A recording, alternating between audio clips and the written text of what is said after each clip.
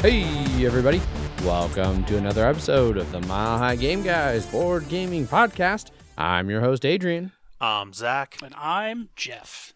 And this Wednesday podcast is coming to you courtesy of our sponsors, Grey Fox Games.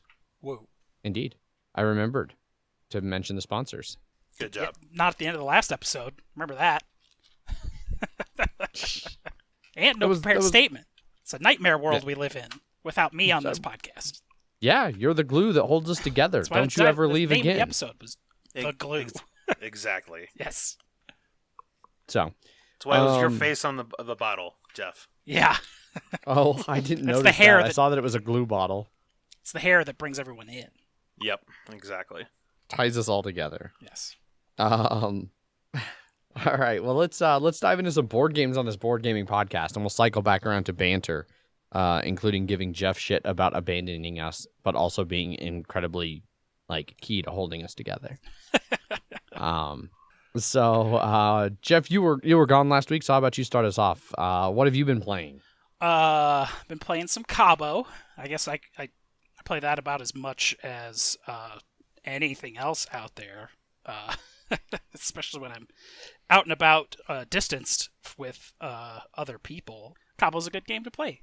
It doesn't take up a lot of space. I was getting my ass kicked, and it was a 2-player game, and they had 5 rounds of zeros to start with. Oh, wow. And I was falling behind real hard. And then I had the ultimate comeback and came back and won it at the end. They missed the 100 by 1 point the previous round. So they had 99 going into the last round. Oh, geez. Yeah. That's never good. No. Played a little Scythe to sort of reacclimate myself to the wide world of Scythe. I didn't play with any of the extra expansions or anything like that. Just the base game. It was like a little 3-player game online. And Scythe continues to be pretty okay. Nothing spectacular happened in it. One of the players was kind of attacking the other one a little more than they should in a non-war game situation. But it was a pretty close game. I didn't win, as is tradition, but it was close. I had 5 stars when the 6th came out, so it wasn't too bad. Ended up getting the Scythe Legendary box and the rest of the expansions and the other Scythe Legendary box insert.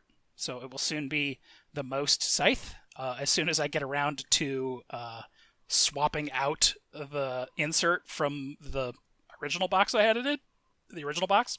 Okay. And I'm going to be gluing in. I got some wood glue, so I want to kind of go through and get some of the corners and stuff on some of the more fiddly little piece containers that like to come apart whenever you try and open them. Especially because Scythe has a couple boxes that have clear lids on them, so you can sort of see inside, and they won't fly around when they're in the box. Okay. Yeah. Got in a game of regular Undaunted. Undaunted Normandy. Yes. Which will come back up in news later. I just played one of the early ones, because a friend of mine was like, "What's a deck builder?" And I was like, "Well," it's we can play Star Realms, or we can play this World War II one, that kind of has more of a board presence. And they were like, "Oh, World War II one. I would definitely want to do that." And I was like, "Okay, it's pretty easy to understand," and they loved it a lot. So I think they're going to be picking up a copy for themselves as well. Nice. And I also recently picked up the Undaunted North Africa, which has a way better insert. Oh my god. It still kind of just holes for things, but it's fitted so much better. The other insert for the base game, or for the original, is just... and the Undaunted North Africa looks pretty cool. The vehicles are in there and stuff. I haven't read too much in the content of it. But I look forward to being able to play Undaunted North Africa pretty soon. Hopefully. Fingers crossed. Okay. I think other than that, I got in a bunch of games that I haven't played yet. I think that's it. Besides a couple weeks of Blood Bowl and a couple weeks of Kingdom Death Monster, which have their own portions, and I'll get into my purchases in Banter. Okie dokie. Zach, what about you? What have you played? Pass. Besides Kingdom Death Monster? Yeah, I have not played anything since Kingdom Death Monster. So That's correct. I forgot about that. Well, for myself, Megan and I changed up our couple gaming.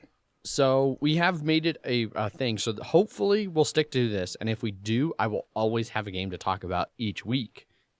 We've decided to have a weekly game night again in a fashion. We both kind of miss playing board games, and we wanted to get back to that. So we decided to do at least a weekly game night. Sometimes it'll just be the two of us playing something here at the house. Sometimes we might try and like get a group together to do something online, and maybe even here or there we'll like try and find somewhere where we can kind of play something maybe in person that has limited interaction and we can kind of safely play. But anyhow, one of the I don't remember how it came up. Oh no, so we went camping like two or 3 weeks ago. I can't remember if I even talked about it on the show, but we played Pandemic on my tablet while we were stuck in the tent during like a little bit of a storm that we had that kind of blew through. And so we were laying in the tent playing Pandemic on my tablet, and Megan was like, "Yeah, it's actually like really fun to play this like digitally and like with like 2 people." And I was like, "Yeah, it's actually not too bad." So she'd then been like, "Didn't you play like the legacy version of this? Like, what's that like?" And I was like, "Oh, it's this, but a story, and like what happens in one game kind of carries over." And she's like, "Well, that sounds fun." And I was like, "Well, we could play a 2-player game of Legacy. I'd be happy to do that." And so that's what we decided to do. So we've got the Tabletop Simulator mod for Pandemic Legacy Season 1, and we started that up, and we played on 3 nights back to back, Wednesday night, Thursday night, and Friday night. We played January, February, and March. We won all 3 of the those months on our first playthrough, so we've been getting all the first time like win in March and get this bonus for the next month bonuses. We're down to 0 funded events because we're actually doing really good. And it's went really, really well. I forgot that in season 1 there's not a lot of decisions, like story decisions, in those first 3 months. And not a whole lot happens. Like, it's still basically Pandemic at this point. The changes haven't really kicked in. But Megan's enjoying it. What little decisions there have been, I've really let her kind of take the lead on. The Tabletop Simulator mod for it is really good overall. My only major complaint with it is that I still haven't found a good way to write things in Tabletop Simulator. They have like a write tool, but it just writes like on the table. And so if you can't write on a card and then pick it up and move the card, like the writing stays behind, which is really frustrating. I found a couple little like sort of workarounds.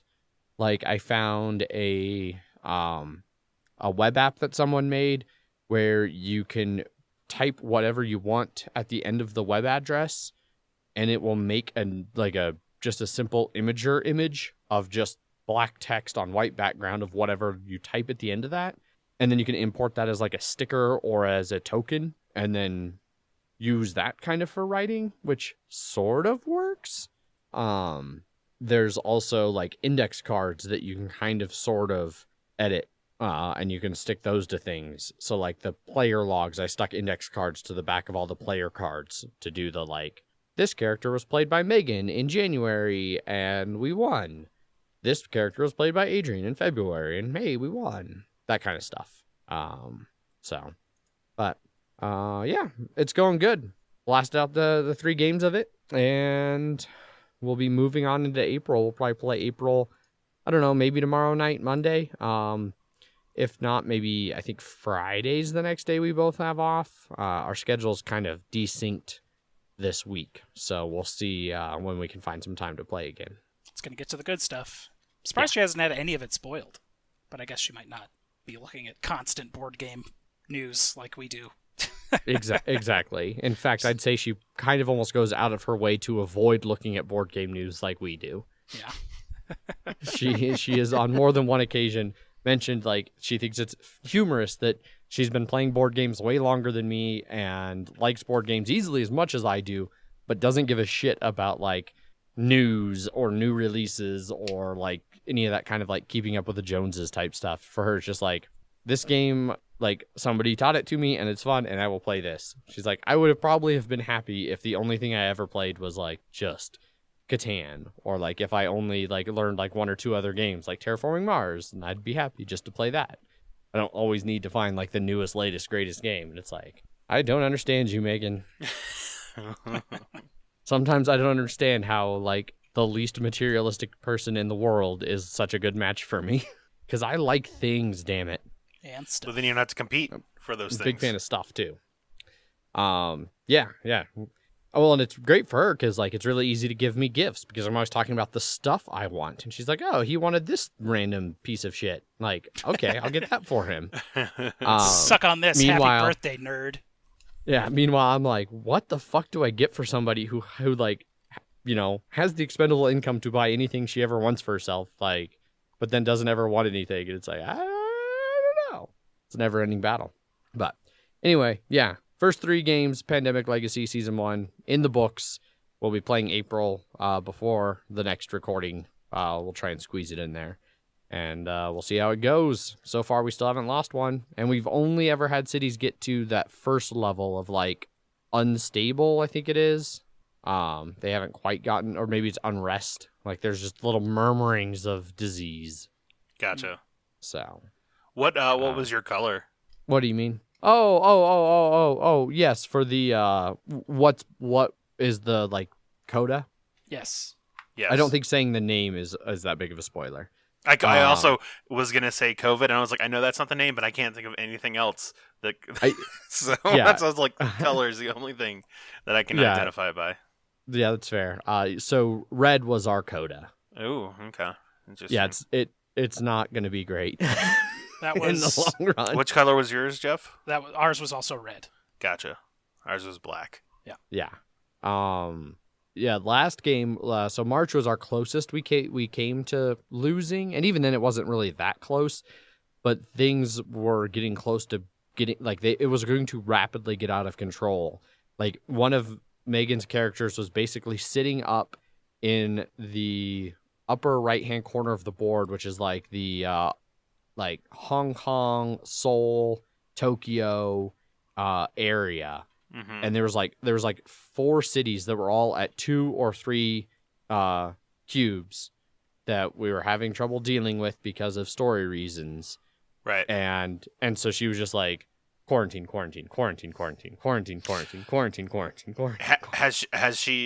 she made a choice that you, knowing how the game goes, or we're like, oh god, I wish she hadn't made that, or has it been long enough that you don't really remember it as much?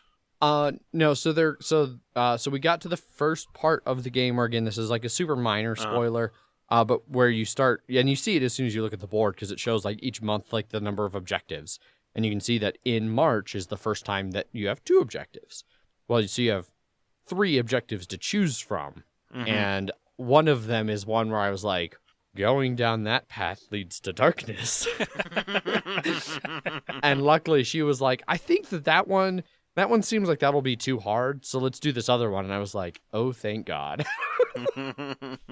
So, it does make me like this whole time I'm like, oh man, Pandemic Legacy Season 2 like is so much more interesting to me right now. Like right now this still just feels too much like Pandemic. And I know that's about to change and will change. You know, like I think that when we played as a group, I think like our first session, we played like 2 or 3 games. So we blasted through this like really quick. And to be fair, we did it in, 3 games in 3 nights, and we're getting to the good stuff. But you also didn't know what it would be when you first played versus you know what it is now versus what its end state is. Yeah. So. And even like seeing her reactions to the little bit of stuff that's come out, like, because January is like, this is just Pandemic. Yeah. And then February is like, here's a small twist. And she was like, oh man, that twist really sucks. Like that's going to make it so much harder. And I was just like, and then the March twist, she was like, what? this is what the shit? And I was still just like, it's still coming. You don't even know. So, yeah. So that's what I've been playing. Looking forward to more of it and having fun playing it. So, yeah. No fun allowed.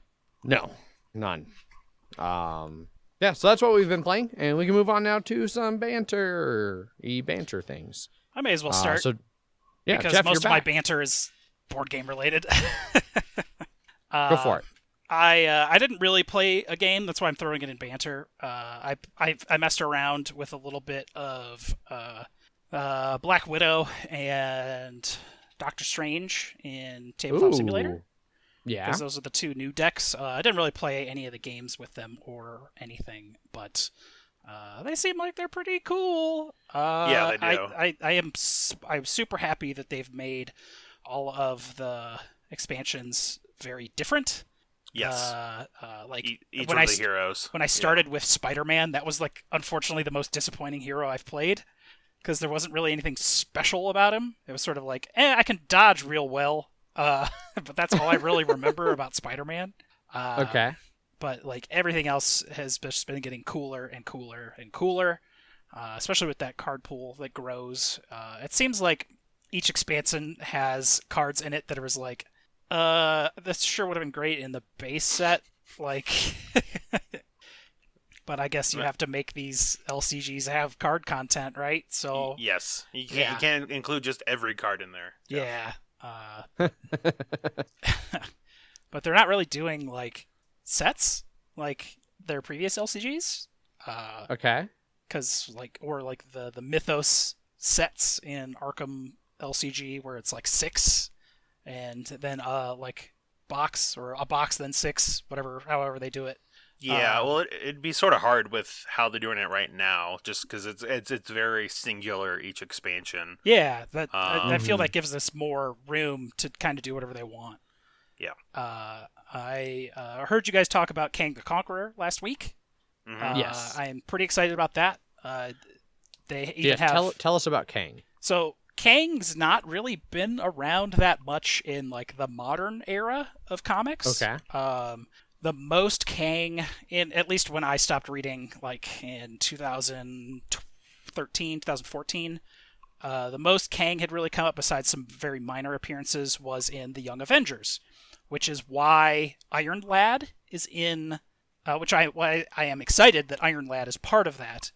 So Iron Lad is a young version of Kang the Conqueror who knows that he grows up to be a villain and a time traveler because he has seen it, and so he goes back into the past to become like he starts I think he starts out as like a young Vision type, or maybe he turns into like a young Vision type. Basically, he turns from Iron Man into Vision at one point because he's like a robot person, but he's. It's been a long time since I read this series. It was like 2005. But like Kang from the future comes back to take Iron Lad back to the future so he can become a villain, and so he will grow up to be Kang. There's a lot of time fuckery that happens with Kang, but time fuckery. Yes, a lot of time fuckery. He has not, as far as I know, been around for. He was definitely a classic villain. In the era of the Thanos copter and things like that. Was that Golden Age or Silver Age? Silver, I think. Okay. I think that's like 60s, 70s, somewhere in there. Gotcha. Yeah. Yeah. So I think they brought the Thanos copter back in a Deadpool comic. It was like Deadpool and Squirrel Girl. They steal the Thanos copter or something. It's goofy. Is this before or after she beat Thanos? Before she beat Dr. Doom. Squirrel Girl has been known to be Dr. Doom's most arch nemesis because she's one of the few that can actually regularly defeat him in some fashion. That's the joke. But yeah, new villain pack, super different too. And then I've bought a bunch of games that I'm looking forward to playing at some point. My AEG like bundle thing they did came in. It was like $100 and you get 10 games. Well, and they were random games, right? And then you could pay like $2 to $8, and depending on the game, to choose one. Like Kanban was the high end at $8, and so I did that one.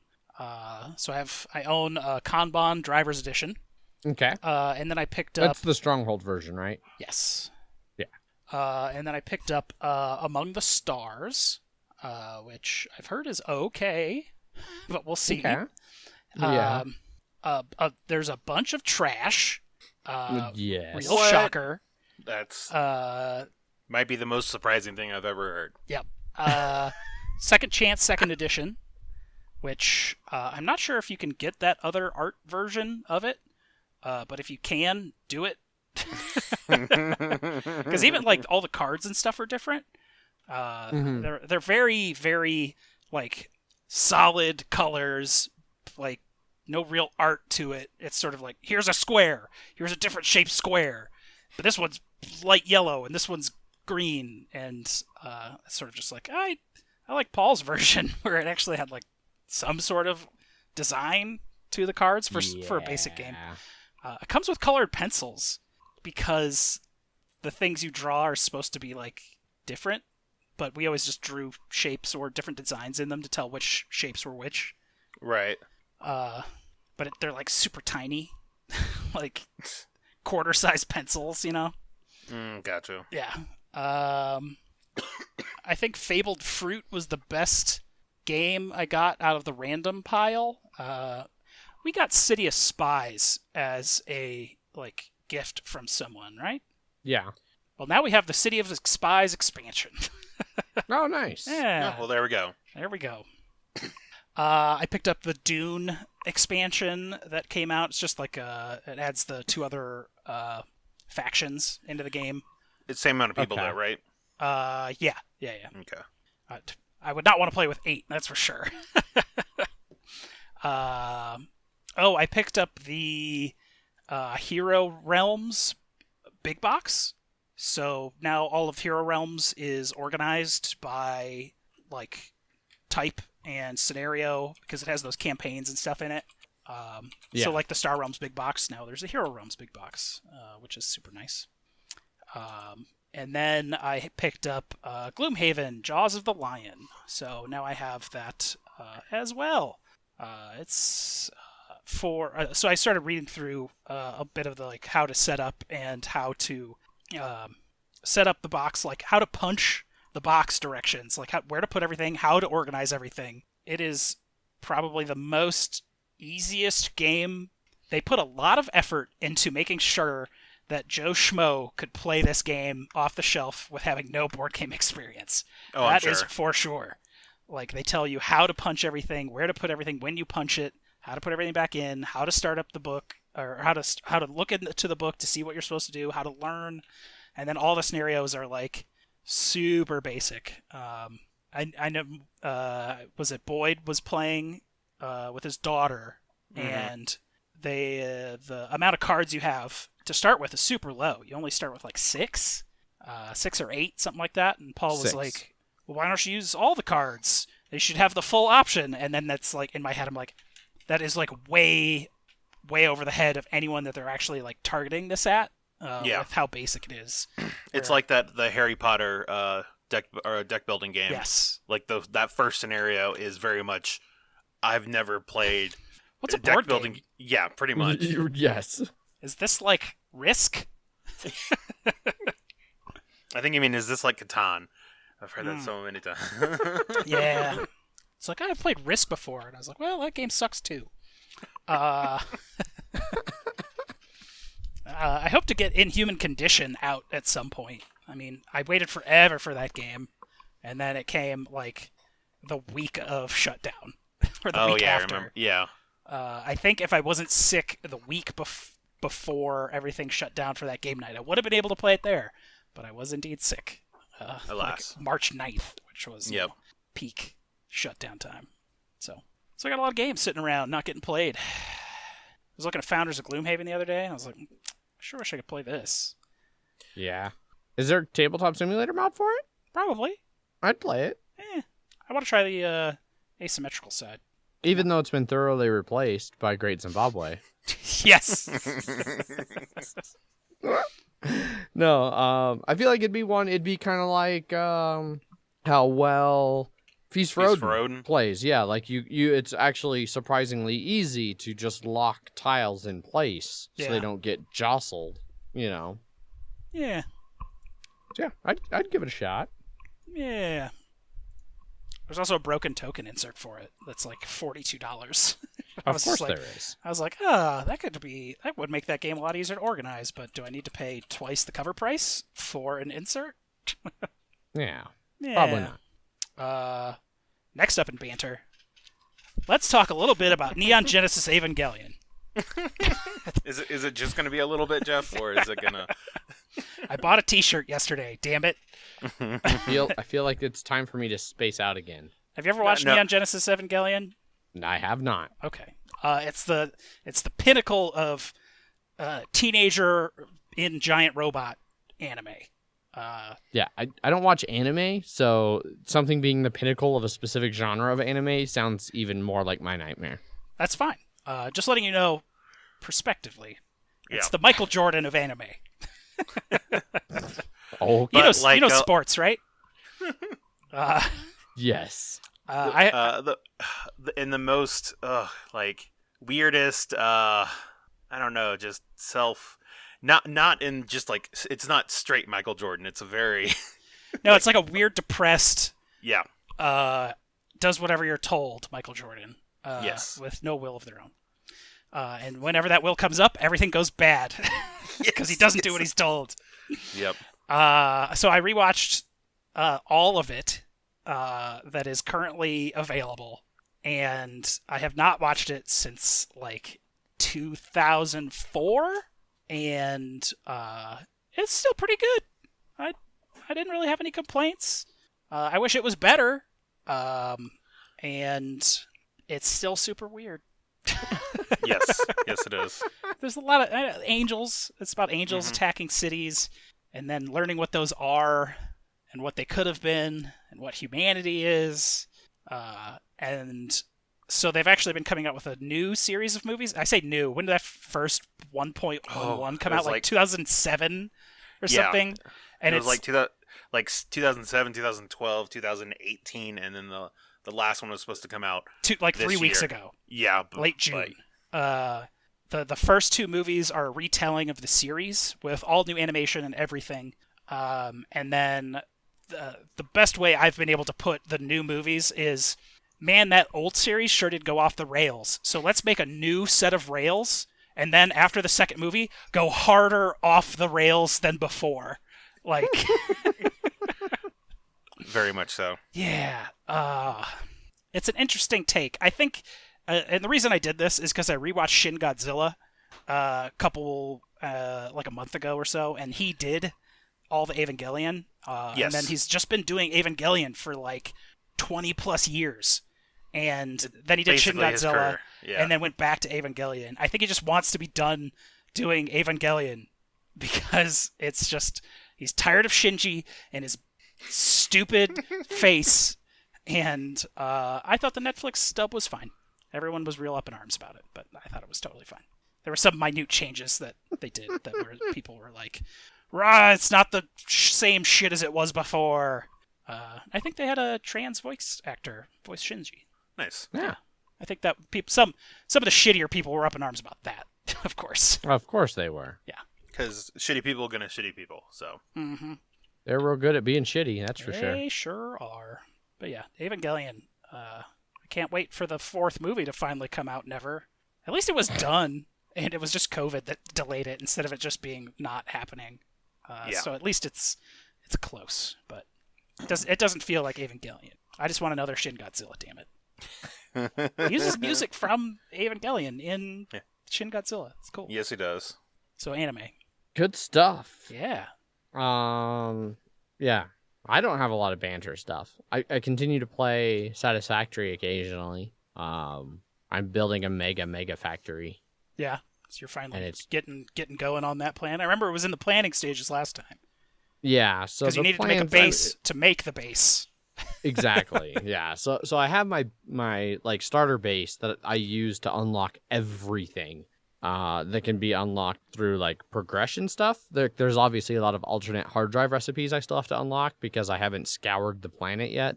But I've got solid energy right now. Like I've got so much extra energy right now that I can really focus on just building. And so I've cranked my concrete production way the fuck up so I can build just huge fields of foundations. Yeah.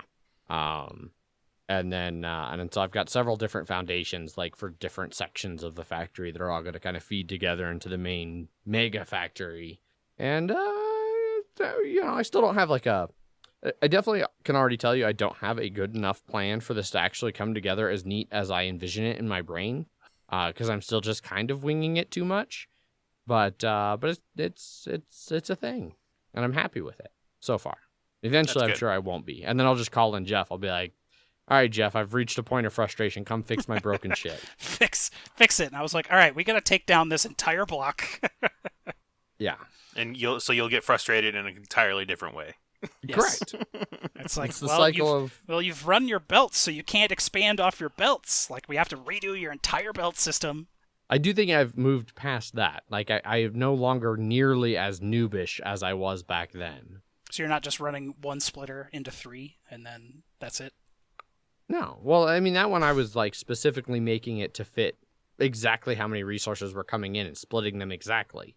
There are two schools of thought. Doing that? There are two schools of thought in the Satisfactory world I have learned. There's people who do the overflow style that you do, and there are crazy bastards like myself who like to work out how to split, like, 4 things into 12 things perfectly even. Did you ever figure out liquids? I feel I spent 6 hours on liquids one day. Oh, yeah. Just oils, and just trying to balance the fucking oil. I mean, it wasn't so much that I was trying to balance it. Like, I knew the right balance. It was just building it all. Built a huge coal factory. It was a coal factory that needed water to somehow run the coal generators. Oh, yeah, because they're steam generators. That's right. Anyway. Yes. You need water to turn into steam. Correct. That's how. Correct. I mean, that's all nuclear generators are. They're just steam engines, right? Oh, yeah.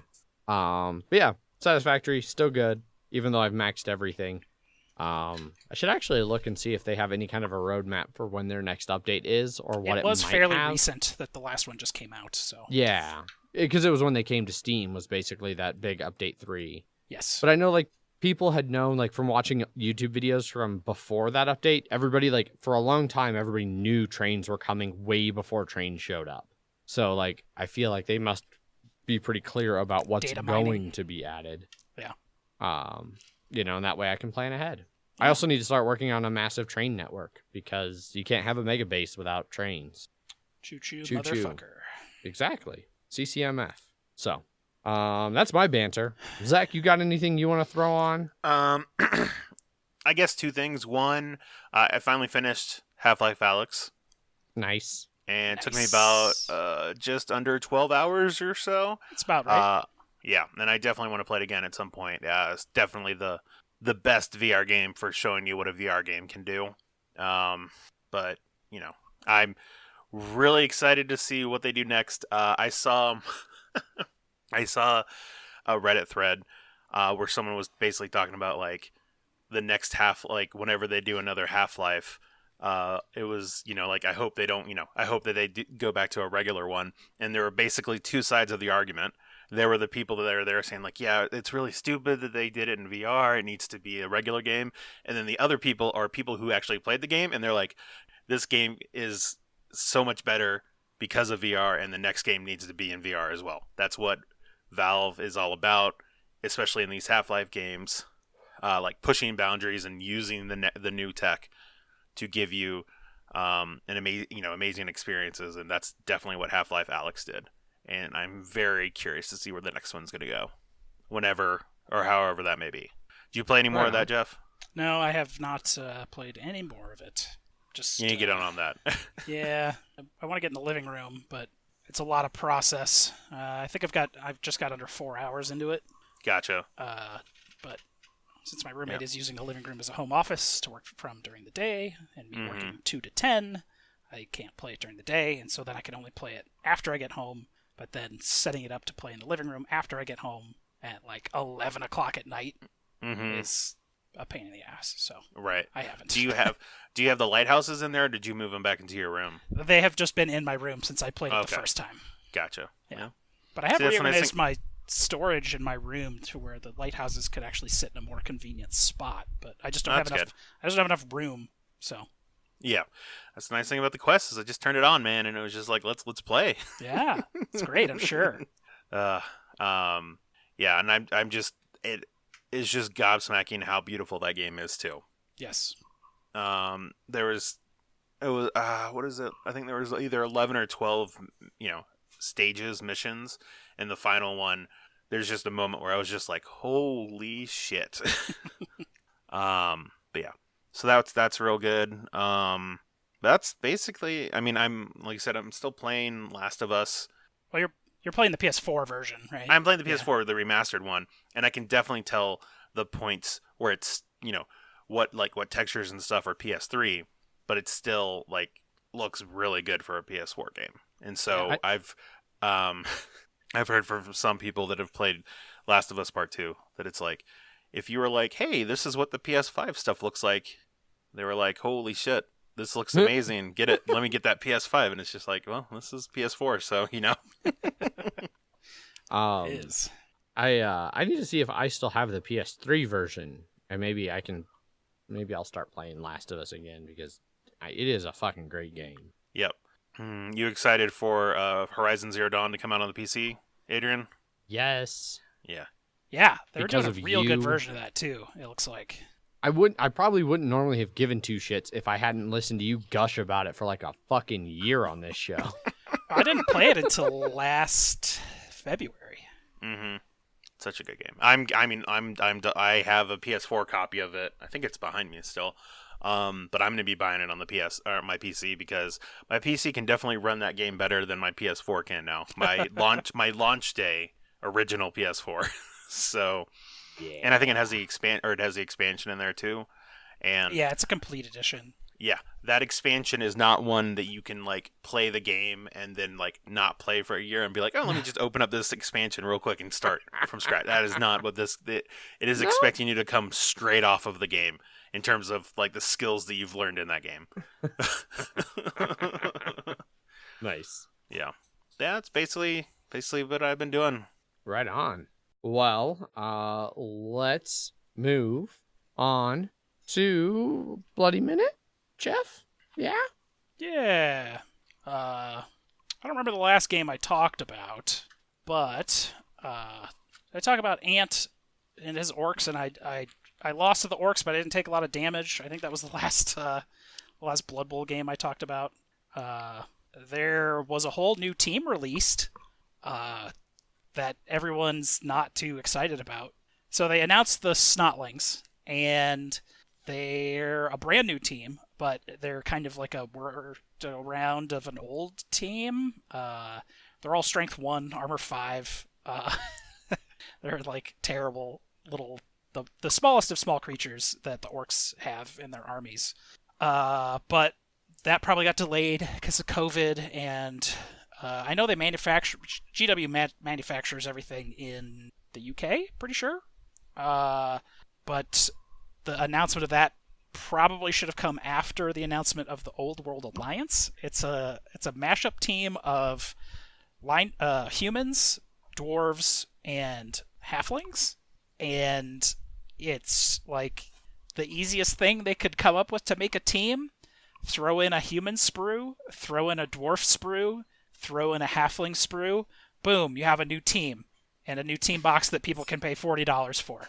But the way they balanced it is they gave all the humans animosity, which is if they try and give the ball to anyone that's not a human, they have to roll a 2+.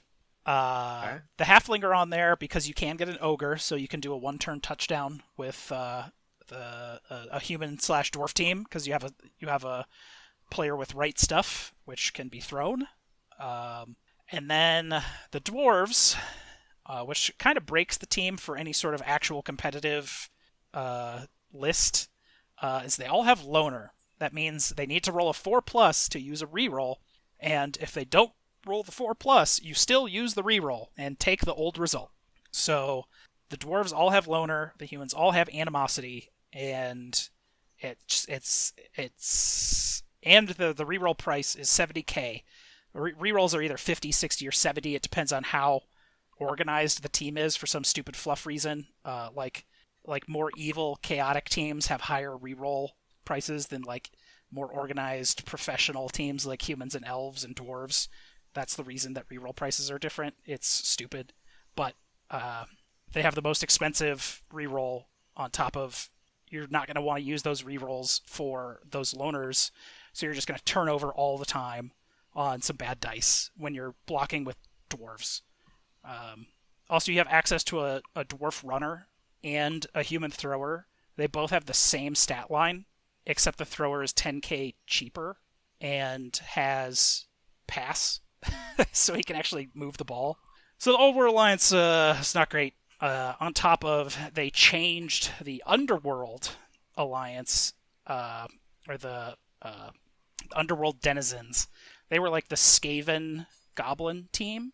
They reduced the amount of blitzers, but they added a gutter runner to the team because guess what comes on a Skaven sprue? One gutter runner and one blitzer. So they lost a blitzer and gained a gutter runner. They gained a lineman, I think. And then, so they just changed the roster to match the sprue, which is dumb because they've put out all of these team boxes that don't even give you enough to play with off of one box purchase, that you have to buy a second box or one of their stupid boosters. And Orcs booster doesn't even, still, you have to buy 2 Orc boosters because they put a thrower on there instead of 2 blitzers and 2 black orcs. So they've been not getting themselves any wiggle room for people shitting all over them for how bad their decisions have been made for making some of these teams. Like changing whole team rosters based on sprues sucks, especially for teams that have been around long before the new 2016 edition came around. So fingers crossed they don't fuck anything up with this whatever new edition that was supposed to come out this year. That probably won't because COVID or whatever. So, I mean, what do you think the odds are that they actually don't fuck it up? Like, do you actually have faith that they won't? If they fuck it up, everyone's just going to go back to the old edition, and they're not going to get any of the new stuff, and they're not going to care. The people that are diehard Blood Bowl players, that's what they did before when they stopped supporting Blood Bowl. They just went and just kept making Blood Bowl. They did the living rulebook, and that was all like fan-made balance adjustments and things like that. They just kept playing the old version. And that's why Games Workshop came back. They were like, oh, people are just still playing this game and we're not supporting it. And now they're making money, but now they're not doing a great job of supporting it. Gotcha. I mean, it exists. It's better than nothing. And some of the changes are very good, like the MVP change where it's, you choose 3 and not a complete just roster die roll. But I'm worried of what the next edition is. Well, I guess time will tell, eh? Yes. In actual playing wise, I'm doing pretty well. The Bash season's still going. Currently sitting in 4th place after 7 games, 3-2-2. Not as great of like everyone at Bash teams, so it's certain people just getting bashed on or breaking even. I mean, like I'm 3rd in casualty differential right now. Okay. My touchdown differential is even. So, but like Ant's Orc team continues to be ridiculous. They're like 22 positive casualty differential, 9. Jesus. 9 touchdown differential. He's definitely in first place at 5-1-1. Second place is 3-5-0. Like Ant's gonna blow everyone out of the water this season. And I have Chaos next. They have no guard. So they're going to have a real problem against my 4 guard. And then I have Norse as my very last match of the Bash season, the team that has the lowest armor. I get dead last in round 9, where my first 3 rounds were like Nurgle followed by more Nurgle. My first 2 games were Nurgle, back to back. So that super sucked. Yeah. But yeah, I just did a game today. It was against humans. I actually got out bashed a little bit. in the last round. Then I came back with kind of a real lucky, like, turn 6, which was about 6 turns too late. I got 2 knockouts, and the turn before, he turned over on a failed dodge into a minus strength serious injury. So he strength broke himself on a failed dodge. Smashed his collarbone. Was almost going to get the win, a 2-1 win, but he did a he did 2 dodges and 2 go-for-its and needed a POW and got the POW because it was a blodger that had the ball, and it was a 1-die block and got it. So a couple turns went by, and then we just kind of fumbled around the ball, and that was that. 1-1. His armor rolls were pretty good. He had like a over 50%, 54%, 53% armor break for his like 24 armor rolls that he made. I made 41 armor rolls and got like less, like 30%. So my armors were all over the place, but and my go-for-its were a little too high on fails. Like the last 2 turns, I was trying to blitz the ball carrier, and both turns I failed the go-for-it to hit the ball carrier. So he kept trying to throw 2-die uphill against, because I have a bunch of strength 5 dudes, and that kept going bad for him, so he stopped. I was pretty excited about that. I only had 1 unsuccessful 2-die uphill and 1 unsuccessful 1-die, but I only threw 2 1-dies in the whole game. I threw 49 2-die blocks. 29 of them were successful. Only 24 of them made armor rolls. He used his Apo, literally turn 1, block 1, and then I didn't do anything to him for the rest of the game, which was... Seems like a bad plan, Jeff. Yeah, should have rolled better. A lot of KOs. Yeah. He KO'd 2 of my mummies in the first half, and I scored on my 8, so I would have 2 chances to get my mummies back. I didn't get any back on the first chance, and then he knocked out 1 more, a skeleton, so I had 3 KO'd. And thankfully, they all came back in the beginning of the second half, where I was in deep shit with 2 mummies not on the board. And then he just kind of turned around and badly hurt a blitzer and a skeleton of mine, so I was actually down players, and I needed to get some of his out. And in that 1-turn swing, he dodged away, got a guy out, and then I KO'd 2 back-to-back. So that gave me at least 2 turns to try and fumble around with the ball, but didn't turn it into a win. But I'll take a tie. Bummer. Over, and no serious damage. So there you go. Yeah. Next up is Chaos with some Claw and no Guard, and then Horse, of course. Yes. Right on. Well, I think that pretty much wraps up the Bloody Minute, and we have, for the second week in a row, a Kingdom Death Hour. Well, we have played Kingdom Death 2 weeks in a row, but we were talking about both of them now. And not because last week. Jeff has to correct all of Zach's, not talking about every little thing. I just straight up cut it out. Oh, did you? Yes. Yeah. I wasn't sure if you actually did or not. No, I did. Especially after listening to it again, I was just like, oh, no. And I was like, I missed too many things that were actually good about it. So that'll happen. Yeah, Jeff's correction would have just been restating it anyway. So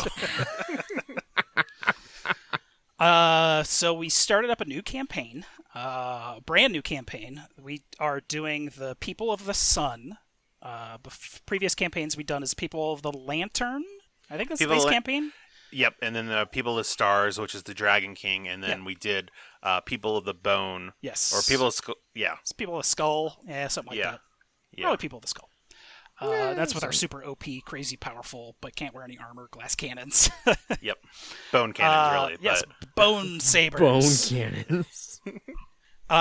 So this one is a little different. It was the earliest new campaign that came out that wasn't in the base book. The Sunstalker campaign. So it's a little less different than the others, but there is still some major changes. Like we can't wear heavy armor because our settlement is under the sun or something. Something everyone is calling the sun. Whatever it is, it's the sun to us. Except it's really close to the ground, but it's really hot. So, and then sometimes it just vomits up pools of liquid stuff. Yeah. Why wouldn't it? We get real excited about it when it happens. Why wouldn't you? Yeah, I wouldn't. Yeah, why wouldn't you? We're also doing something different where we're playing 5 players. The game does not technically support 5. It has a variant for it, but it's not been good from what I've heard. And it's bad. It basically just gives the monster extra speed, extra damage, but that's like, all right, now it's just a level 2 monster, and that absolutely destroys people. And Zach found a variant that someone made that has been working really well, because the one in the back of the book doesn't really change anything, except it just gives the monster more power, but it doesn't make the monster drop any more resources, and now you're trying to equip 5 people, and it's broken in a whole bunch of other different ways like that. Where this one, whoever's the monster controller, because you're passing that from person to person every round, they just don't get an activation during that round.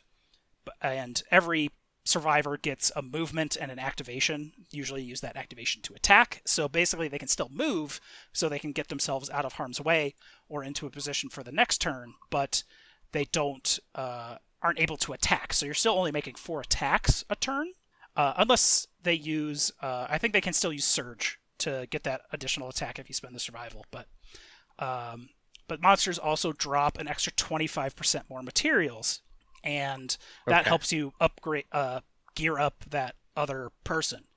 So it's actually been working really well. And they balance that out a little bit back in the settlement phase when you're trying to innovate new techs and stuff like that. You have to spend 1 extra resource, and if you're playing 6-player, you'd have to spend 2 extra resources. So it balances out that extra resource a little bit without getting broken. We have found it a little easy once we got into year 4, I want to say. We kind of trounced the level 1 antelope pretty hard. Probably could have done a level 2, which we did on the following year. But we haven't really run into anything special in the campaign, except for a couple little moments. The sun dipping thing, which was the sky vomit that came down that created the pool. Oh, yeah. Good old sky vomit. Yeah, the sun dipping, they call it. That's kind of been about it. The intimacy stuff is a little different.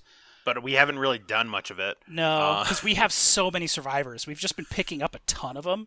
In our last couple years, we had like 20 survivors. We finally had our first death in year 7. Our first actual hunt death, and not just you are excommunicated, but it counts as a death, so we're gonna mark it as a death. Rough. Yeah. I guess the one big change is we can't wear heavy armor because it's so hot that you just can't. Sure. And that really affects us with the lion, who his white cloak or all of his stuff gear is heavy, and so it's basically after the first time we fought him, or the second time even, we were we can't use any of his stuff, so we really shouldn't fight him anymore. Yeah, we fought him in year 1, and that was it. Huh? Run away from the lion. Yes. No more lions. It's all been pretty much just antelopes. No, the lion keeps coming out. It's you guys want to play? And we're no, we're good. We don't need any of your shit, dude. Just sort of hang out. Whatever. The events have been interesting. We keep getting the same. We got the Triathlon of Death twice. We've gotten Haunted, I thought, twice. Yeah, year 1. 3 times technically. Yes, and then we re-rolled it because we were this is the 3rd time we've had it. And we use a randomizer for settlement events because it's a big deck. And we still pulled it 3 times. Besides that, we've turned Thursby's character into a support character after his arm was dismembered. Was that Hot Dog? Yes, that's Hot Dog. Hot Dog got his arm dismembered. He's still going strong. I want to say he's been our most successful tank now. Yeah, so he's using a whip. He's really wanted to get that whip thing going for a while. Yep. But every time you hit with a whip, you get the priority target token. But he also has a bunch of evasion. On top of, he has an ability. He has fighting art. I want to say it's a. It might be a fighting. No, I don't. I feel like it might even be a disorder, just because you have to. It's a disorder. Dodge. It's hypersensitivity. Yeah. He can dodge an additional time per round, which is that's good. You can dodge twice. But whenever you're hit by an attack, you must dodge at least once. But we almost always dodge at least one of the attacks anyways. That's mostly what we save our survival for. Yeah. So we have fed him the Rawhide set, which its set bonus is whenever you use a survival action, roll a d10 on a result of a 6, gain a survival. Or higher, yeah. Yeah, so he's got a 50-50 that he just gets it right back. Oh, well, that's nice. And then we've fed him another fighting art, because we got this tech called, what was it, the statue? It's sculpture. Sculpture that lets you make a statue. And then you turn that statue into a fighting art, or you attach a fighting art to that statue, and then someone can study it and learn it. So one of our guys got this thing called Thrill Seeker, which is whenever you gain survival during the showdown phase, you get 1 additional survival. So now he's spending 1 survival, and on a 50-50, he can get 2 survival. Ooh. So, yeah. He's spending 1 to get 2 on a 50-50. So, yeah, he's constantly has the priority target token and is constantly dodging. And he has 1 arm and a harp. So we called him the one-armed bard. As you do. Yeah. I've been rolling with guitars for the first time. Zach did guitars pretty hard for the first couple of campaigns. Yeah. But I've been the fucking trap master. Specifically in the last 2 or 3 years we did. And one showdown alone, I pulled the trap twice, and I think I pulled it in the previous one as well. So I was just constantly getting the trap. So I wasn't able to do much damage, and I was the one also rolling the most dice and probably having the most chance to wound, because whenever I wound, it gets a -1 toughness on top of that. But now that person's not going to be a guitar person anymore due to having a gaping chest wound and a dismembered arm. Because the nice thing about guitars is that they can dual wield weapons, and it's hard to do that when you only have the 1 arm. Yeah, that would limit your dual wielding abilities, I would assume. But my main character, they have a disorder called secretive. That is, whenever you return, you become so preoccupied with your own affairs that you skip the next hunt. So basically, he can go on a hunt every other hunt. Oof. Yeah. And he's real good. He is also delicious. Which I hadn't seen, but if you're knocked down, you're normally not a threat. But you apparently are so delicious that you still count as a threat while knocked down with this disorder. Sure. Why not? We started today with the Manhunter. He did all right. Manhunter didn't go crazy. He didn't have his one ability that just whirlwinds debris everywhere. Yeah, so. And then he gets a 7-speed attack. We didn't let Eric know about it. Yeah, he's the new player on our. He's the 5th and new player for our campaign. Mm-hmm. Yeah, but it never came up. It was not one of the cards that we ended up drawing. And then we did a Flower Knight level 2, which I don't think we'd ever fought before. No, we finally started fighting level 2 things because everybody realized that level 1 was just too easy at this point. Yeah. And Flower Knight level 2 will not be easy, especially if you're a 5 players, because he gets more he has a special board that goes on the board that is sort of like his little flower area, and he gets +1 damage for every person that's on there. So if you have 5 people, he's getting +1 damage more than he normally would. And then he has a bunch of his sort of hook is he has this parry mechanic, like a lot of the knights do in the expansions. Yeah, but especially that's his main focus. Yeah, he's the Flower Knight. He has very low toughness, but it's hard to hit him. That's kind of the thing. So if you hit one of the parry areas, the only way you can damage him is to crit him. And his mechanic is he's giving you a bunch of extra luck, so your crit is going up. And that's why it's supposed to be easier to crit him. So now you're critting him on 8s or 7s in my specific example, because I got a bunch of those luck tokens, and then I kept drawing traps and never being able to crit him because I could never hit him because all my hits were canceled because I drew the fucking trap. And at least one of the times it was the top card and not the last hit. Yes. So yes. Yeah. You were fucked no matter what. Yeah. But in level 2, bleeding becomes a real problem. Because normally we would just hop onto the thing and then hit him and then dash away, back off. But now every time you exit his area, you take a voluntary or involuntary. Yep. You gain a bleeding token. You get 5 bleeding tokens, you're dead. Zach was the only one with bandages, so he was playing nursemaid for a couple people. I had ended up finding a flower that healed all of my bleeding tokens, but I also got flower addiction, which means I can't depart for a hunt unless it's the Flower Knight. But it's the guy with dismembered arm and disemboweled or gaping chest wounds, so he's not. Yeah, he's not going anywhere fine. Anyways. At least not as guitar user. Yeah, right. We ended up having our first death on the Flower Knight level 2. Part of that was because we have 5 people, it's a lot harder for us to get geared. So we've had a couple people who are like half geared with stuff, and one of them was Eric. So he had a helmet. He also had vestophobia, meaning he couldn't wear a shirt. Chest piece. He had a chest. Sure. He tore it off when he got it. Yep. And so we just hadn't given him much armor, but he had an axe, and he was doing a lot of fairly good damage. Yeah, but he had good stats. I think it was it the mudslide? In one of the so we events? ran at one of the hunt events. We ran into a mudslide, and if you don't roll an 8+, that's what Paul and I rolled.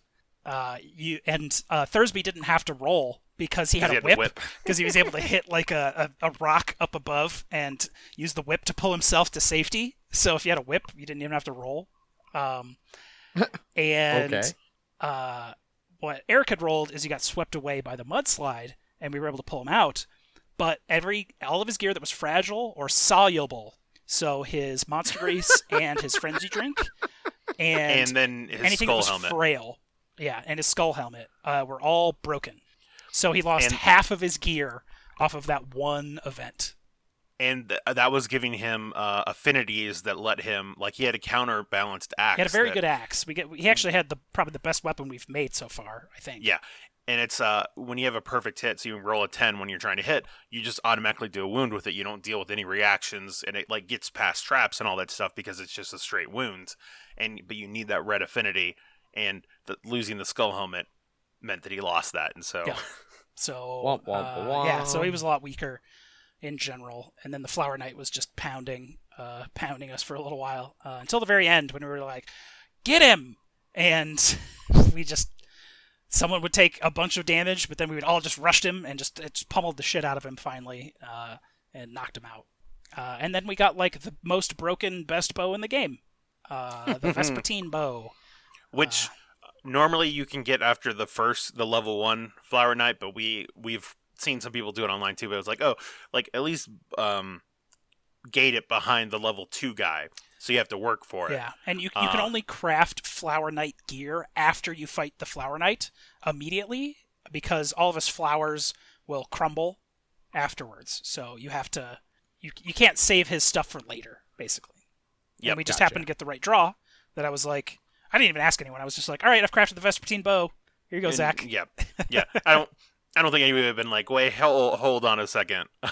Because it's like you said, it's a ridiculous bow.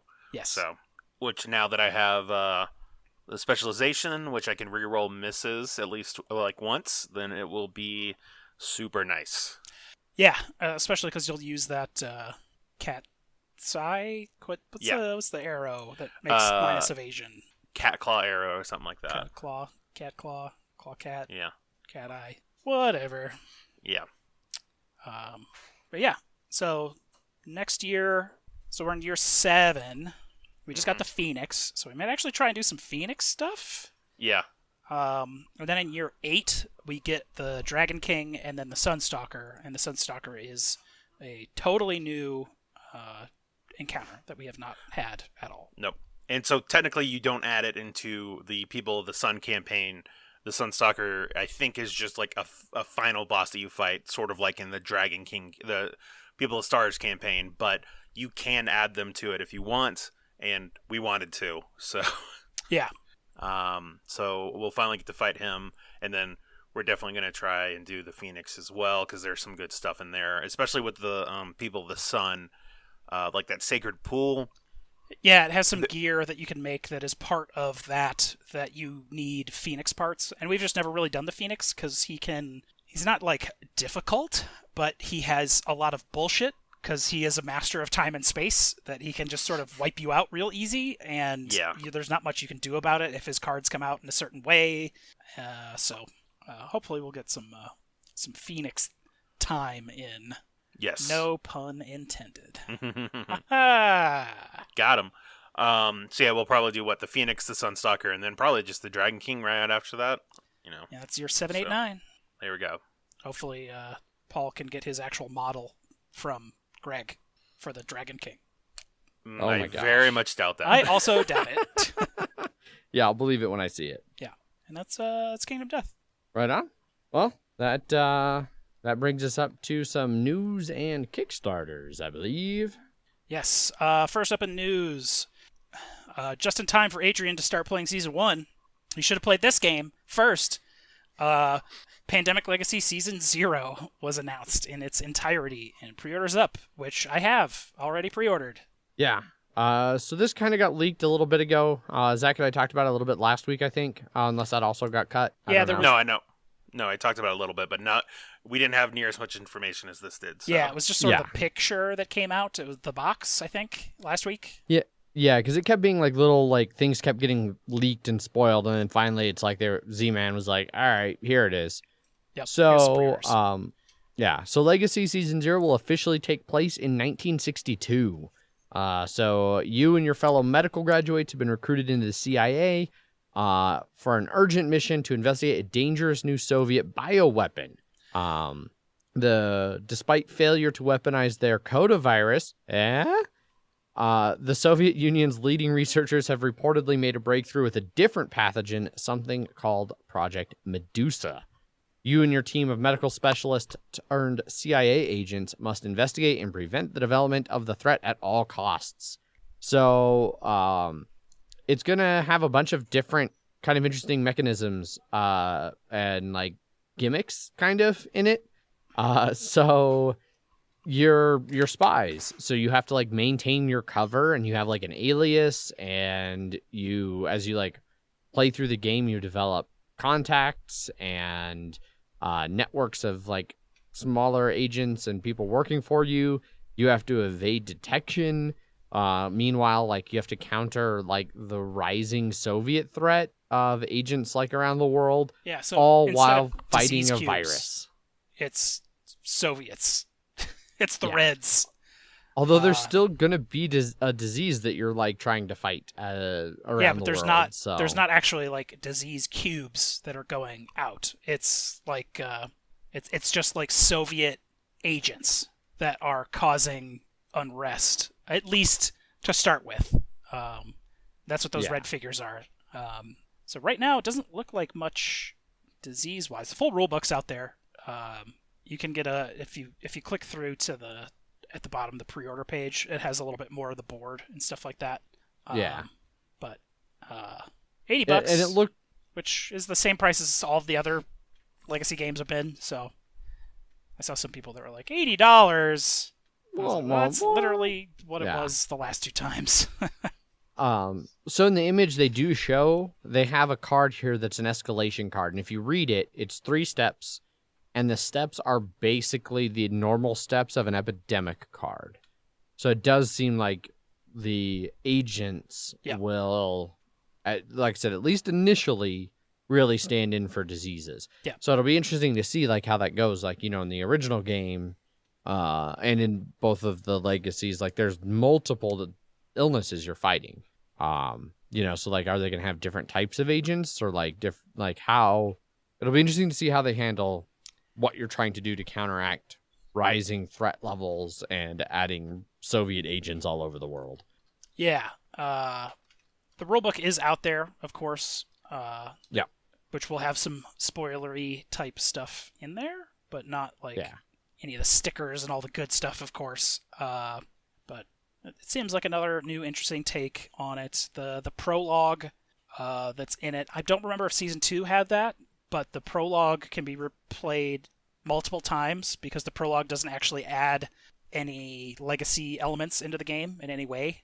Yeah. So you can play the prologue multiple times to kind of understand the game, where I don't remember if Season 2 had that. Season 2 had that. Okay. Season 1 did not. No. I can confirm that Season 1 said, I think Season 1 said, if you want to learn the game, just don't do anything that's permanent. Yeah. Like, so don't put any stickers on the board. But it didn't specifically have the intro not place things, which Season 2 definitely did, and sounds like Season 0 will as well. Yeah. Yeah. May was saying that one of her favorite little things is like you have a little passport book where you can like have your different aliases, which give you different abilities, and you get to use little stickers to like give yourself different cheesy disguises like glasses and mustaches and things like that. Yeah, which they show on the little blurb thing that they have here. Yeah. So another one of the key concepts they list, different cities will have different affiliations, because this is not just sort of a global cooperation of fighting a global pandemic. It's sort of Allied versus Soviet, and with some neutral in there. So there will be Soviet-controlled areas, Allied-controlled areas. yeah. Which will certainly be different in a sort of like hostile world that's not post-apocalypse. Right. So like in that same image of the passport, you can see one of the stickers on one of the people is airports alerted. You may not do the unrecorded flight action from a Soviet city. So like, where your travel might get limited as you become known to the Soviets by getting these other like negative, almost like scars in some of the other games. Yeah. You'll have liabilities in this one. You just gotta be curious if they're gonna do a burn notice at some point for you. Yeah. It's also interesting. It has each success or failure will bring you closer to the truth about the Soviets, Medusa, and even your fellow agents. So maybe there will be a little bit of a hidden traitor kind of a thing going on. Yeah. Objectives are making a return, of course. It seems like they'll be more specific to like cities and storylines. And what where your pandemic comes in of I've collected this amount of color is you're actually creating teams with those. They're groups of covert CIA operatives working under your direction, represented by undercover vans. There's Allied, neutral, and Soviet. They all work for the CIA, but have passports and aliases that allow them to operate only in cities matching their affiliation. Any player can use them. Teams are required for most objectives, and they're really good at removing agents from the board. So it seems like you'll be collecting your cards to make these agents to help you collect or to get rid of all the Soviets' agents from the board. Kind of like curing a disease and then trying to eradicate it. This is sort of your little version of that. Gotcha. Yeah. Right on. That is Pandemic Legacy Season 0. I'm sure we'll have more information of that to come, and we will almost certainly all be playing it. Yeah, I don't think they gave some quarter... A release date, not that I've seen. Yeah. Coming soon. Later this year, supposedly. Like CSI has it for October of 2020, but... that sounds right. Yeah. We'll see. We shall see. Next up on news. Fantasy Flight has announced a new edition of a classic Lord of the Rings game, which is called Lord of the Rings Anniversary Edition. Yes. So this is the old Reiner Knizia game, and they're updating it for a 20-year anniversary edition.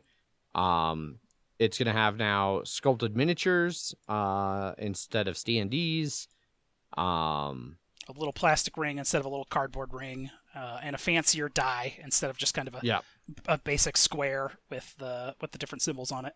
Yep. They say it's going to include some polished gameplay mechanics, and the beautiful artwork is from previous editions is untouched, aside from upgrading some of the punchboard like markers to actual miniatures.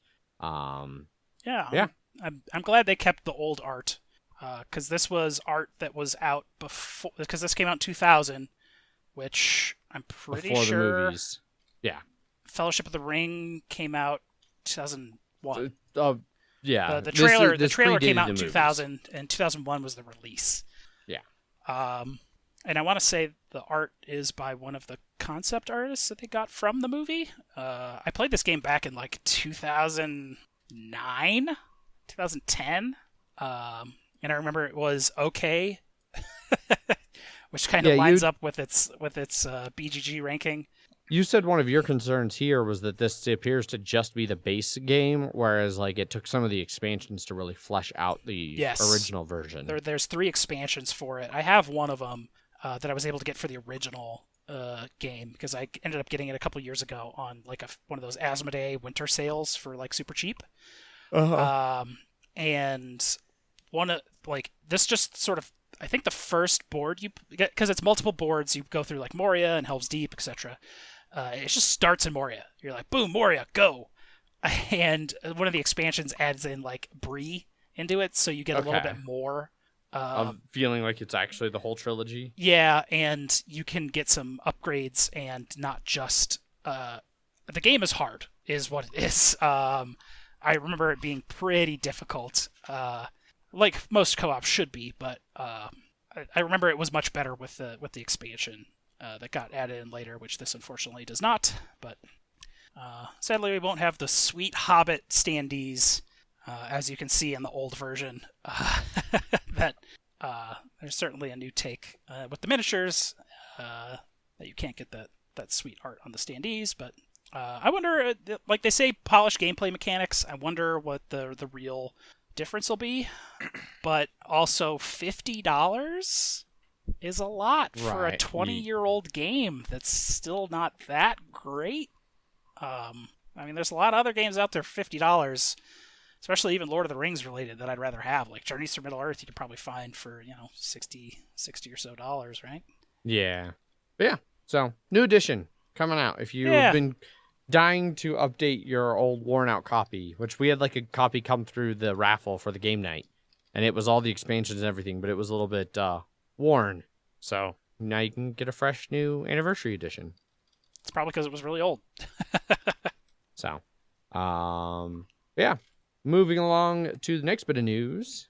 Next up on news, Undaunted is getting an expansions to expand all the expansions. Yeah, that's basically the best way to put it. Undaunted Reinforcements. It's going to add in a 4-player mode, so you can do like 2-on-2. And it's going to add a solo mode, and it's going to add in just a bunch of new units, like new units for Normandy and new units for North Africa. So I assume there's going to be, it says it comes with 3 campaign books. I assume that's going to be a solo campaign book, a 4-player campaign book, and then just sort of an expanded campaign book for North Africa and Normandy 2-player with the additional units. That's what I assumed too, yeah. Yeah. But it's also coming out in August 2021, so 13 months out. And they have announced this Undaunted Reinforcements. It's a long way out. It's a long way out, yeah. But, I mean, it's been super popular. I mean, I've seen it all over the place. It won the best 2-player game on the Golden Geek Awards this year. But, yeah. Like, see you in 13 months, guys. I wonder what caused such an early announcement to publish. Yeah, I don't know. To actual releasing. Hard to say. Maybe it's a mistype, and it'll actually be out in August 2020, and everybody will be like, what? Yeah, it's coming out in 4 weeks.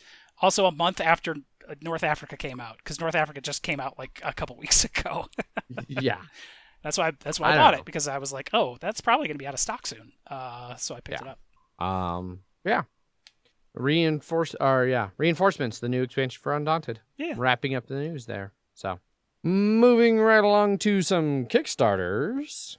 First up on Kickstarter this week, we have Roll Camera, the filmmaking board game. Very well funded, about $51,000 of its $15,000 goal, over almost 1,100 backers, still about 3 weeks left to go, and you can pledge this one for $49 with an additional $8 to $29 in shipping. Yeah, so Roll Camera is a game for 1 to 4 players, takes 30 to 90 minutes, and you and your fellow players are trying to make a 5-frame movie. So it's a cooperative game. Everybody rolls their crew dice. That kind of determines what bits of crew you have. You assign them to whatever set you decide to assemble, and then you use that set to shoot different scenes. And the scene cards have like layouts of like what things need to be in what position to shoot that scene, like actor, director, lights, cameras, things like that. After you've shot all the scenes, you assemble the edit. Then based on how that edit comes together, you gain or lose quality. If you get high enough quality, you have a smash hit. If you fall all the way to the very bottom of the track, it becomes so bad it's great, which I don't think is really truly the bottom of the bad track in real movies. Like, no, there is just bad. Yeah. Like, it's not like the worst movie ever is great because it's the worst movie ever. Like, no, it's a shit movie. There's a narrow range of bad where it can still be good. Yes. And usually anyway. that involved too much money and someone lost their ass on making a bad movie. There's some really shitty bad movies that just look bad as well. Yes, very true. As you're playing the game and doing all these different actions, you have a budget, both in a budget and a schedule, which is like a little track that's got sliders on it, and different actions cost different amounts of time and or money. And if you get run out of either one of them, it shuts down production of your movie, and your movie doesn't get made. There are also problem cards that can come up that can shut down, like filming for a day and things like that. There's a phase where you pitch ideas together that give you like extra resources, like extra time and extra money to get your film made. Everybody has different roles that they can use to kind of manipulate their dice a little bit to get the results you want / need. And then ultimately at the end, once you've shot your scenes, they've got like a little film strip that you put them in, and it tells a story where it's like, once upon a time, a punch in the face because of that crying dude, but roll camera because of that huggy thing. And then until finally everybody plays a board game and is happy. And so like you can tell a little bit of a story with your movie there at the very end. They claim there's 2 million possible endgame stories. So, sure. It's quotes on story for that, but yeah. Yeah. Bunch of different videos from all of the big names, Murado, Man vs. Meeple, all those. So you can check out videos of it. It's available on Tabletop Simulator if you want to give it a try. Yeah. Yep. That's Roll Camera. It's I like the idea of it. I mean, I've always been a fan, to an extent at least, of dice placement games. I really like the theme for this, and I do like that you can't just be like, well, guys, we can already tell we're not making something good, so let's just say fuck it and go all the way bad. Like, I like that they give you that out, because that, like, as you were saying, that definitely exists in the film world. So yeah, I don't know. I'm curious, like, their how to play thing kind of is just a really rough overview. I'm curious to see how that kind of all comes together. You know, how all the different dice placement. I like that it's fully cooperative, so you're all working together to make the movie, which is nice. One thing that I was when I was watching a bit of Rado's run through for this too is that there's way for you. So you have do you remember Pitch Storm? You had like a top and a bottom cards that had, so it has that same sort of thing, but it's like that's what the title of the movie is. But there are like 5 different tops and 5 different bottoms in the stack when you're starting, that you can choose to rewrite the movie. If you're like, we're supposed to make a horror or whatever, and we just keep getting all these comedy stuff. It's like, well, let's just rewrite this into a comedy to help mitigate some of that stuff. So yes, yeah, the individual player powers help too. Yes, yeah. The rulebook is very prototype, but it seems competent enough. It does have like all of the colorful icons and stuff there, but still pretty basic. Yeah. Yep.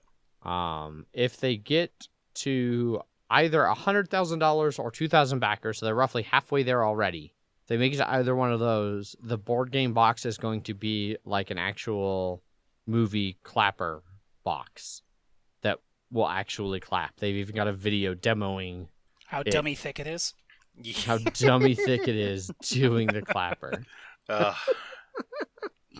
Which, I mean, that makes sense thematically, like, to make it like that, but also it's like, I don't know if that'll work as well as just a regular box. Yeah, But- like I can guarantee you I would almost certainly probably prefer just a regular box. Yeah. But whatever. Yeah, they're doing like little voting thing, audience participation where you vote one of three options that one part of it is that it's got a little like picture storyboard that go along with the theme of the game, but it also determines like a different upgrade that they're going to do. So like today, right now, day 5, they've got option 1 is upgrade to wooden quality marker. So the quality marker of your film will be from a little cardboard disc to a wooden token. +5 problem cards is option number 2, and option number 3 is UV spot on the game box. And so they've had all the previous days ones. So they've upgraded engraved crew die, extra scene cards, 1mm clipboard and player boards, linen finish on the cards, and additional 5 problem cards mixed in. So we'll see what they unlock through the remaining 25 days of this campaign. 15 days of this campaign. Sorry. I can math. Yeah. Sometimes. So, yeah. That's Roll camera. roll camera. Next up on Kickstarter. We have The Shivers. Very well funded, $261,000 of its $40,000 goal, over 3,100 backers, and you can purchase this one. Its most popular pledge level of $95, with about $11 to $25 shipping. Indeed. So The Shivers is a one-of-a-kind 3D pop-up haunted house adventure. And essentially, there's different room scenes that are these fold-up, pop-out cards, and the players they list can... them as, they're part of episodes. Yeah, room tiles that then, an episode might combine, of the 6 or whatever initial room tiles, an episode might make up 4 or 5 of them. Yeah, they pop up and they make these little 3D scenarios. They've got a little slip card that slides in the back so that some of the features in it you can open a cabinet. And in one game there might be a banana behind the cabinet. In another game there might be a necklace, whatever, based on the story cards and how they slide into those rooms. Players all take on the role of a unique family member and explore these rooms to find clues, items, puzzles, things like that, and use all of that to kind of try and solve whatever the mystery of that particular episode or game is.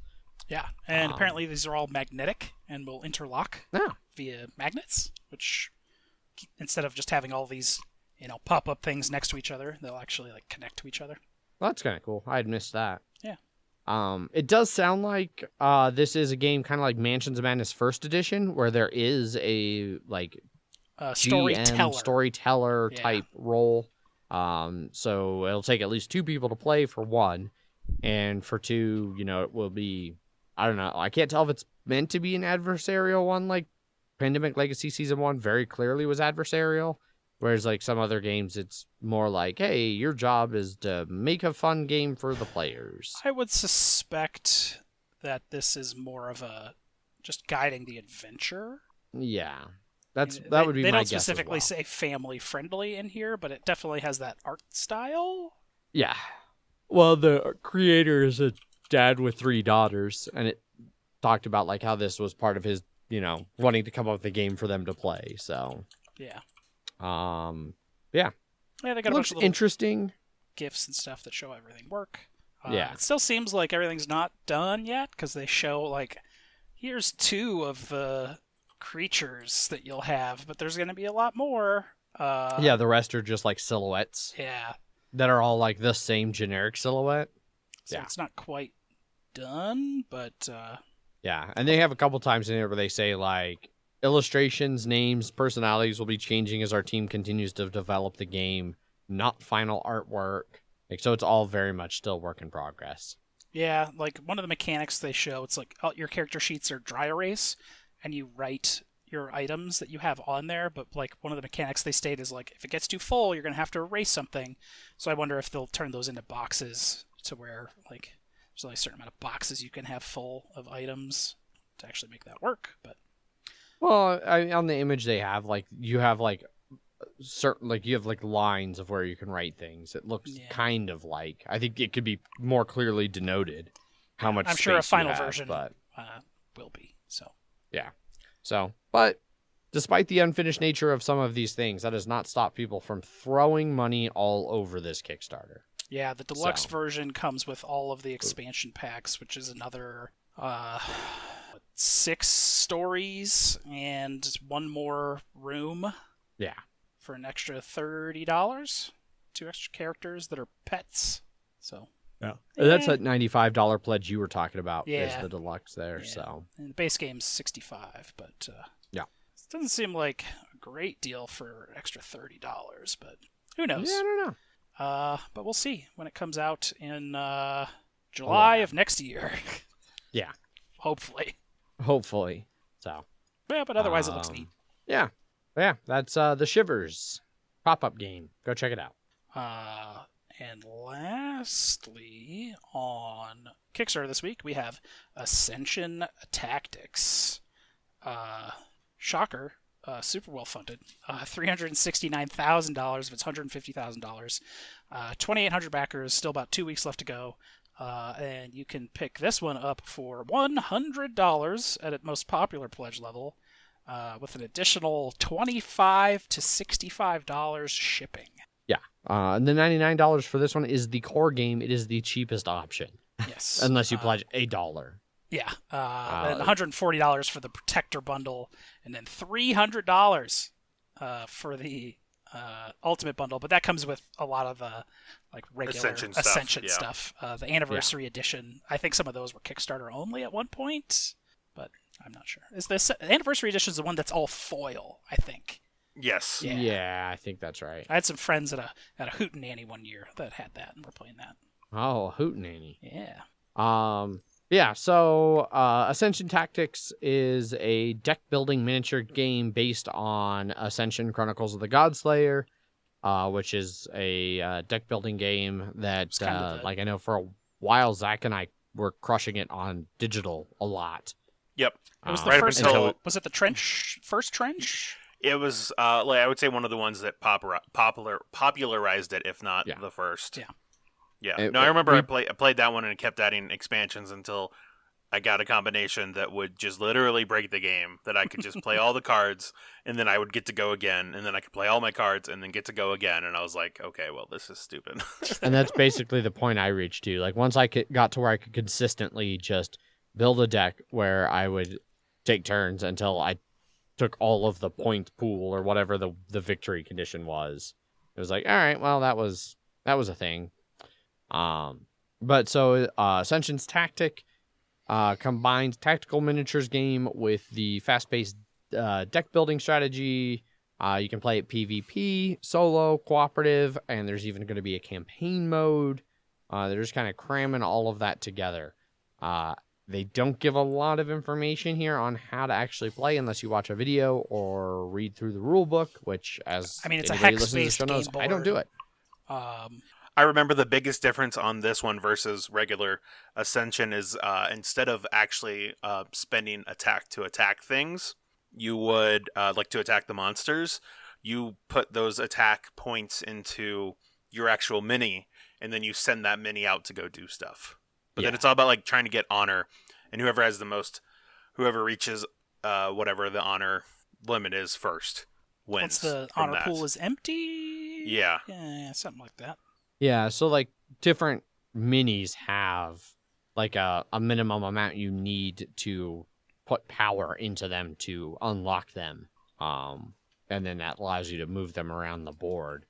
And they have, like, special abilities that like let Ascension. You do different things, yeah, and they've got attack and defense, and you fight, like a tactical minis game. So yeah, it seems like there's little objective hexes that will change based on the scenario on the map. It's double-sided, but in this, it's just sort of looks like clear, like green pasture, and one that has a couple forest tiles on it and a thing in the middle. But still mostly green. Yeah, but still mostly green. They don't look great, but there's still 2 pledge levels of $7,500 left. If you want to get yourself in the game as a chosen of one of the factions, as well as the ultimate bundle. Yeah. Hard pass. I mean, I've got $7,500, but fuck that. I'd rather overpay for a shitty Forerunner. Yeah, there you go. That's only $7,200 alone just for getting your mini in the game. Like, everything else is the same, so you pay $7,200 for that. And somebody's done it. And you get an oversized version of the mini to keep it for yourself, which I assume is the well, I mean, when they make minis, they always have that upscale sculpt. They'll probably just send that to them. Yeah. Like, here you go. Which that's sort of cool, but not worth that much. Not $7,200. Yeah, there's 2 of those left. Yeah. So 2 of them have already gone. Yeah. And of course, you can get all the other Ascension crap if you don't own it already. Yeah. That's Ascension Tactics. Yeah. Super expensive deck building miniature game. Just what everyone needs. Sure. Yep. Say so, Jeff. Yeah.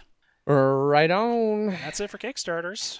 That is it for Kickstarters, which brings us over to some listener feedback. Unfortunately, no emails to greet Jeff upon his arrival back to the show. Womp womp. We did have a new YouTube comment, however. Paulo follows up on Paulo's Corner over episode 194, The Glue, saying, I wasn't disappointed by your response, but it wasn't what it was promised to be. It wasn't the best response in the world. Tribute. I don't know why you don't know why your Game of Thrones video has so much more views than your other videos. Hint, it has in the title, Game of Thrones. Facepalm, tongue out smiley face. Which, I mean, yes. Like, I mean, I get that. It's obviously, it's important to have good keywords, I guess. Yeah. But I was still surprised, because I would think, like, if somebody Googled, even on YouTube, if they search specific Game of Thrones, they're like, oh, look at these weird assholes playing a video game or board game of it. Might as well check that out. Like, I don't know. I'd feel most Game of Thrones search traffic wouldn't lead to us. The real question is how, like, what was the retention rate? How many people actually finished it? There is a way to see that. Yes. But I don't know. That is it for listener feedback. So yeah, if you would like to get a hold of us, there are numerous ways to do so. You can send us emails. Emails at milehighgameguys.com. You can follow us over on Twitter, where I tweet under at MHGameGuys. I am Zach_MHGG. I am Jeff_MHGG. We have an Instagram account at MHGameGuys. And our Facebook account is also facebook.com/MHGameGuys.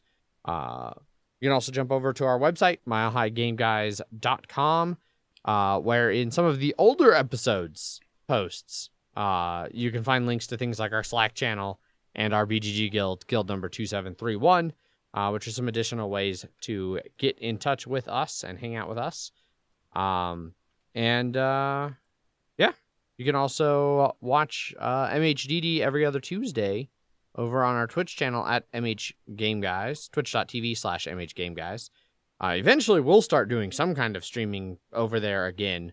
We were hoping to get back in the studio, but then COVID numbers are going up again, so that doesn't seem likely, so we'll have to figure something else out. But we shall see. Yeah. That wraps up all the different ways to get in touch with us. So, yeah. Thanks, everybody, for listening in. As always, we would like to take a little bit of time to thank our awesome sponsors, Gray Fox Games. They are about to have a new Kickstarter launching July 28th, Arcana Rising. It's a kind of little they have like a little trailer for it, and I can't quite tell. It looks like it's, I think, kind of a deck building game. You're definitely going to be able to focus in different schools of Magic, and you can like promote one school and like go really deep and get really good at one type of Magic, or you can kind of spread out and do a bunch of different ones. There's like a constellation mechanic where like things will move through the different parts of the sky, which will power up different types of Magic. And yeah, more information on that to come, leading up to the launch of that Kickstarter, like I said, on July 28th. So wait with bated breath. Jeff, since you're back, do you have a prepared statement for us? Of course. Grey Fox Games. Quality games cleverly crafted. Also, the tongues of dying men force attention like deep harmony. Where words are spent, they are seldom spent in vain. Oh, indeed. Also, cats do love to play as snakes. Also, by the way, for that, I did find the video analytics for that Game of Thrones video. So by 3 minutes and 29 seconds into that video, which is a 5 hour and 46 minute video, 3 minutes, 29 seconds into it, you're down to 30% audience retention. You're down to 10%. Right. At 31:27, you're down to 10%. It does seem like it gets, a few views almost daily. It gets constantly boop, boop, boop. 73% come from YouTube search. 6% from suggested videos. It has 100% likes compared to our channel average of 99.2. So what got disliked, I wonder? I don't know. Yeah, 1.8 thousand views, 309 hours spent watching it. So it's a 5 hour video. There's still been a lot of time watching it, and we've gained 5 subscribers. 5 people have subscribed while watching our for a long time, I guess it was the first on our live plays. Yeah, it was one of our earliest actual live plays. So I think there was a Mansions of Madness that was before that. Yeah. So that was causing your computer problems. It has gotten 10,000 impressions, but only a 12.8% click-through rate. Great. Huzzah. Average view duration, 10 minutes and 24 seconds. Yep, that seems right. Oh, fun stuff. That wraps up the episode. Thanks, everybody, for listening in. As always, I've been your host, Adrian. I am still Zach. And I'm back again, Jeff. Bye. Bye. Bye.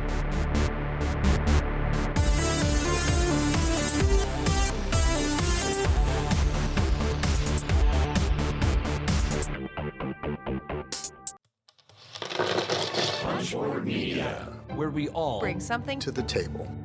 Pull up a chair at punchboardmedia.com.